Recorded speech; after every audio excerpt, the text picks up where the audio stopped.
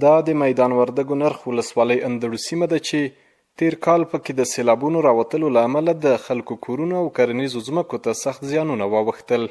د همدې زیانونو د مخنیوي په موخه د ولسي وګړو او حکومتي چارواکو په ګډې همکارۍ د شاوخوا 3 کیلومتره سیند د پاکولو چارې پیل شوې. نو دغه ټول امکانات هم سره راجمع کړي دي او کوشش هم دا ده چې شاوخوا دلته دغه 3.5 کیلومتره سیند ده چې دا ټول ډک شوی، دا به له رسوباتو نه پاکیږي.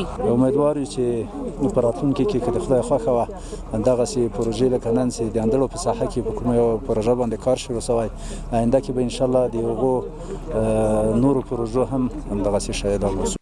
د یادې سیمې اوسیدونکي وایي چې اوس هم د سیلابونو راوتلو څخه په ویره کې دي او د دې سیند په پاکېدو به کورونه او کرنیزې ځمکې له خطرونو خوندي شي. زموږ دا کلی ډېر د سیلاب د خطر سره مخامخ و. پروس کال تقریبا یو سیلاب راغی، تقریبا څو کورونه مې ویوړل او دوکانونه مې ویوړل او پښتون یې لاندې کړل. دا کلی سیلاب لاندې کړ، زراعتي ځمکې لاندې کړلې. نو لله الحمد ځاني تاوان نه و، نور خو اوس پس د خدای د ماشینري راغلې ده او د خیره کار شروع کړی ده.